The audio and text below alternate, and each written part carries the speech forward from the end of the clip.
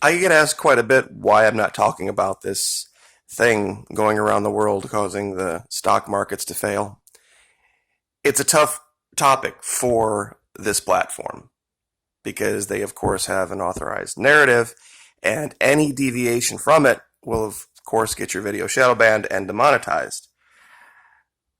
I do have an idea, and I think it's probably going to end up being found, the cause, or something that's helping exacerbate the problem. I know everybody has their opinion about Bill Gates and Canada and bioweapons and all this. I'm not going to try to change anyone's mind. However, there is a paradigm that China and California have in common. And I think, pardon me, it's one of the reasons that California has found a case that has no ties to any other known cases. And many of you are wondering, okay, great, why are we looking at Venezuela though? There was a story some time back during the early days about Venezuelans buying spoiled meat amid the blackouts. It had to do with a lack of refrigeration. Now, in other parts of the world, unlike here, you can go kill whatever you want to and cut it up into pieces and go throw it on hooks and sell it at market, open markets.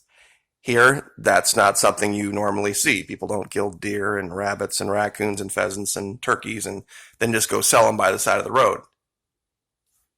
Because, of course, we know how difficult it is to hold those things at the proper temperature so they don't become basically giant poison bombs.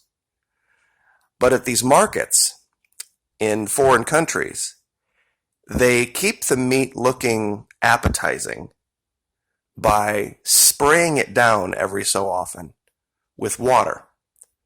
They'll take stuff that's been, you can take a piece of meat and you can throw it on ice. And if it's out in the open air, even if it's still setting on ice, it's going to get that kind of sheen, that glaze, that unappetizing look to it. So they routinely rotate what they have out, and they take the old stuff and back and they rinse it off and cool it down and put it back out. But they use sometimes water that isn't perfectly fresh and clean. Now, the reason I showed this is because grocery stores use this to keep the vegetables looking appetizing and nice and wonderful and fresh. These water misters, they have the same thing, generally speaking, at these open air meat markets, but it's not a set system. It's not an installed system.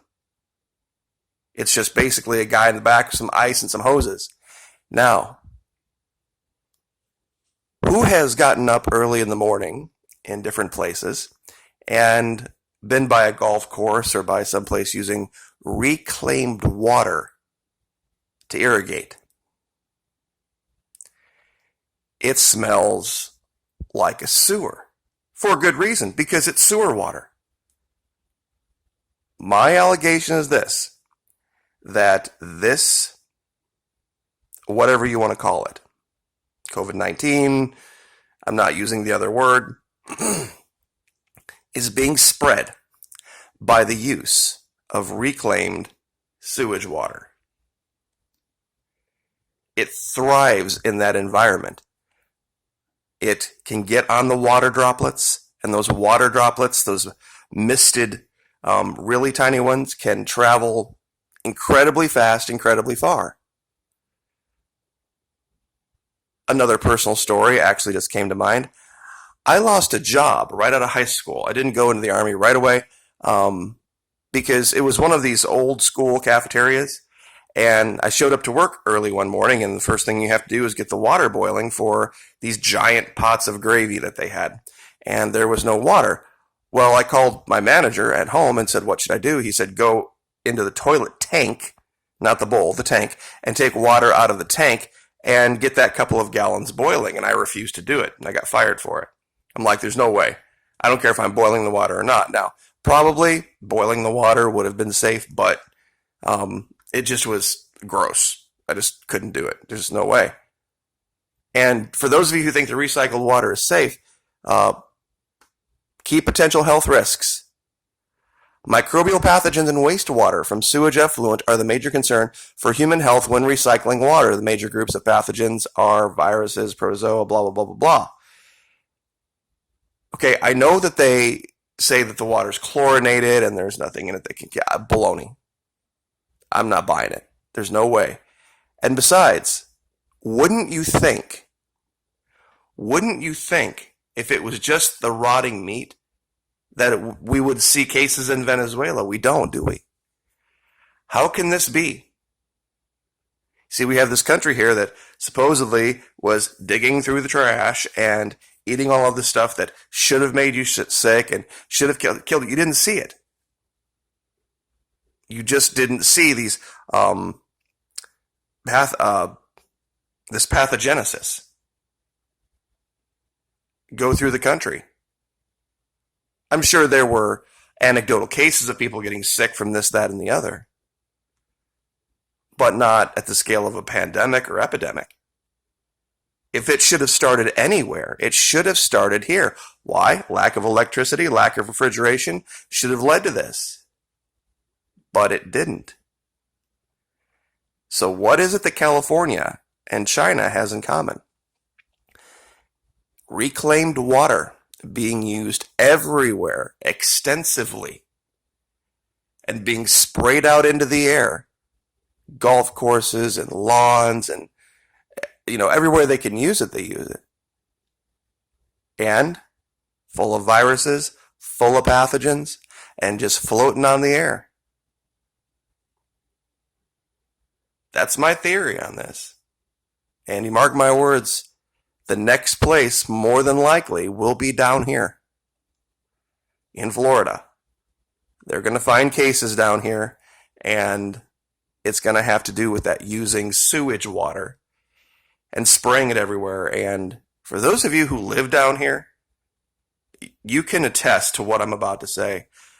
I'm about 2 hours south of the border on the Atlantic side, but I used to live up closer to Jacksonville.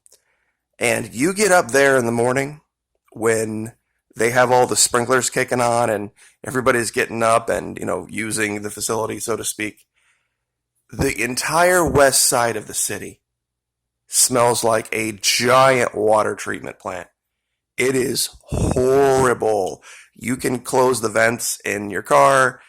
The entire area just reeks. It absolutely is just the most horrible thing. And I don't even like it when the stuff, if I'm driving or if I'm walking on a sidewalk and just happen to catch a little bit out on my shoes or whatever, it's like, ugh. Because you just don't know. You just absolutely don't know. I mean, you can chlorinate a community pool and throw 20, 30, 50 people into it. I'm not taking a drink of that water. I'm not going to make the assumption that that water is clean and safe and not full of viruses and pathogens and stuff that'll make you sick.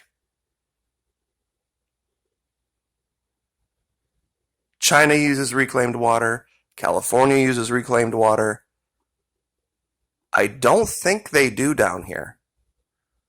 I really don't think they do. I've not heard of it. I'm sure there's somebody going to prove me wrong, and there's probably, because they banned golf to save water. And I'm sorry, great idea. I mean, what a waste of water. What a waste of energy. Do you know how much energy, how much electricity those pumps take to pump all that water to make sure those golf courses are all perfectly clean and manicured? How much electricity that wastes? Just so some privileged bourgeoisie can go chase a little white ball up and down. Sorry, it's a giant waste of resources.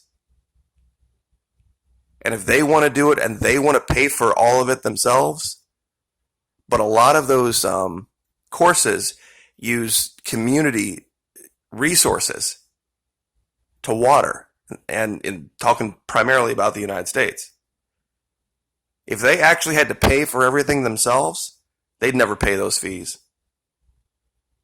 It'd be tens of thousands of dollars. So, very strange paradigm why we're not seeing this in Venezuela, where you would assume it would be one of the first places it should have showed up.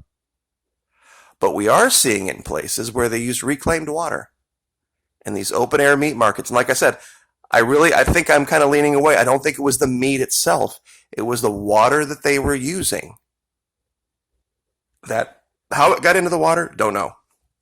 But once it was there, how it got to people doesn't take a rocket scientist to figure this out. So I guess we will leave that there. Like, share, subscribe. What you think?